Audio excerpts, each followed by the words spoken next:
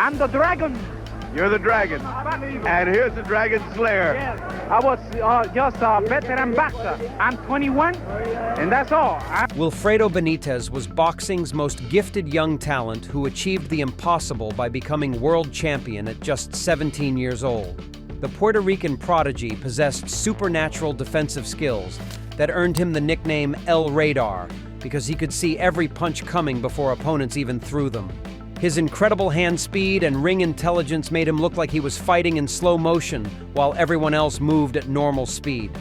Benitez's early success should have made him a beloved figure in boxing, but instead, it created bitter enemies who resented his natural talent and rapid rise to championship glory. Did something that I wondered about earlier. He went down to the belly. And sure enough. Many veteran fighters couldn't accept that someone so young could make their years of experience look worthless through pure boxing ability.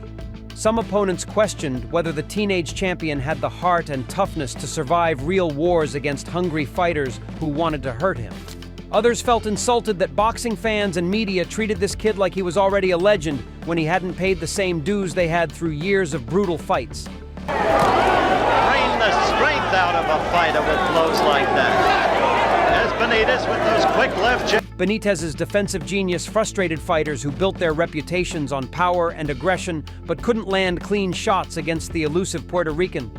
His ability to make great fighters look ordinary created personal hatred that went far beyond normal competition. These 6 boxers despised Wilfredo Benitez more than anyone else and were determined to prove that youth and talent couldn't replace experience and warrior spirit. 6. Carlos Palomino. At number 6 is Carlos Palomino, the Mexican-American welterweight champion who felt completely disrespected when 17-year-old Wilfredo Benitez was considered a serious threat to take his hard-earned title.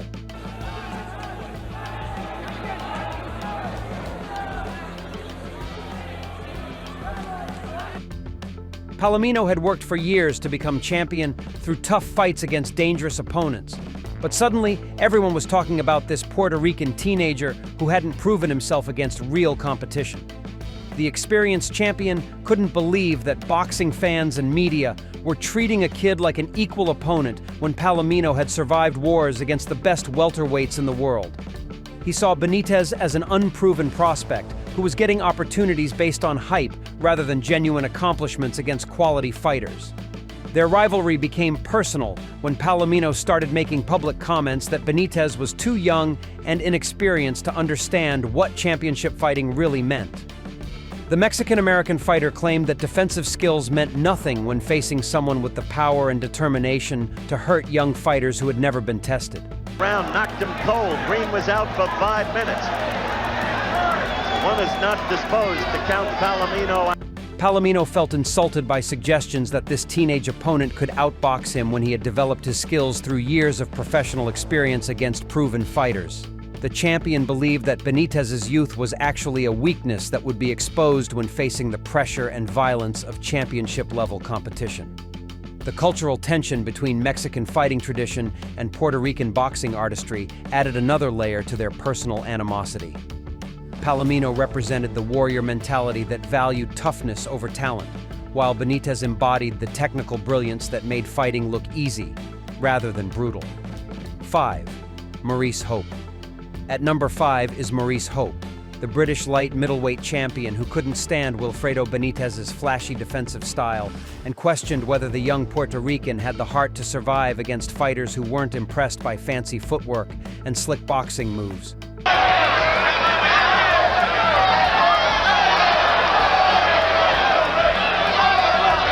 Hope believed that real champions proved themselves by standing and fighting, rather than running around the ring avoiding punishment. The British fighter came from a European boxing tradition that valued courage and determination over pure skill and athleticism. He saw Benitez's defensive genius as cowardly behavior that proved the teenager was afraid to engage in the kind of brutal wars that separated real fighters from talented athletes who didn't belong in professional boxing. Their rivalry became personal when Hope started making public statements that Benitez fought like he was scared to get hurt and would never survive against someone willing to take punishment to inflict damage. The British champion claimed that defensive fighters like Benitez were entertaining to watch, but lacked the fighting spirit needed to be true champions. But he walks out in the center where he takes more. Surely going. Hope felt personally insulted when boxing writers compared his straightforward, aggressive style unfavorably to Benitez's artistic approach to boxing. The British fighter believed that his willingness to absorb punishment while pressing forward showed more real courage than all of Benitez's slick defensive movements combined. The cultural clash between British boxing values and Puerto Rican artistry created natural tension between them. Hope represented an old-school European fighting philosophy that measured fighters by their ability to take punishment, while Benitez embodied modern boxing skills that made taking damage unnecessary through superior technique and ring intelligence. 4. Thomas Hearns. At number 4 is Thomas Hearns, the hitman who delivered the most devastating knockout of Wilfredo Benitez's career and then showed complete disrespect by claiming the Puerto Rican had a weak chin and couldn't handle real punching power. Hearns had been compared to Benitez as another young boxing talent, but their styles were completely different approaches to the same goal. The Detroit Destroyer represented explosive finishing power, while Benitez embodied defensive artistry and ring intelligence. Their rivalry became personal when Hearns started telling reporters that all the defensive skills in the world meant nothing if a fighter couldn't take a hard punch when it finally landed cleanly. Hearns' brutal knockout of Benitez in their championship fight became the defining moment that changed everything about the Puerto Rican's career and confidence. The devastating punch that dropped Benitez proved to everyone watching that his defensive genius could be overcome by someone with enough power and determination to hurt him badly. After the knockout victory, Hearns made cruel comments about Benitez's chin and fighting heart, suggesting that the former champion would never be the same fighter because he now knew what real punching power felt like. The hitman claimed that defensive fighters like Benitez were always afraid deep down of getting hurt, and his knockout had exposed that fear. The psychological damage from their fight affected Benitez for the rest of his career. Hearns had not only beaten him physically, but also destroyed his confidence by proving that no amount of defensive skill could protect someone from a truly devastating puncher who was determined to hurt them badly. 3. Roberto Duran. At number 3 is Roberto Duran, the Hands of Stone who became Wilfredo Benitez's most psychologically destructive opponent by using brutal intimidation tactics and mental warfare that damaged the young Puerto Rican's fighting spirit permanently. Duran saw Benitez as a pretty boy who had never faced real violence and decided to teach him what professional boxing was really about. The savage Panamanian used every dirty trick in his arsenal to break Benitez mentally before their fights even started. Duran would stare at the young champion with pure hatred and make threatening comments about what he planned to do when they got in the ring together. His psychological warfare included personal insults about Puerto Rican fighters being soft compared to Panamanian warriors. Their brutal encounters became more like street fights than professional boxing matches. Duran used rough tactics, constant holding, and borderline illegal techniques that referees seemed to allow because of his reputation and intimidating presence. He turned their fights into wars of attrition designed to break Benitez's will rather than just win rounds. The mental damage that Duran inflicted on Benitez lasted far longer than any physical punishment from their fights. The young Puerto Rican had never faced someone who brought such genuine violence and hatred into professional competition. Duran's psychological dominance made Benitez question his own courage and fighting ability. Duran represented everything that Benitez feared most about boxing: pure violence and intimidation that couldn't be solved through defensive skills or ring intelligence. The Panamanian's brutal treatment of the talented young fighter created psychological scars that affected Benitez's confidence and performance for years after their rivalry ended. 2. Sugar Ray Leonard.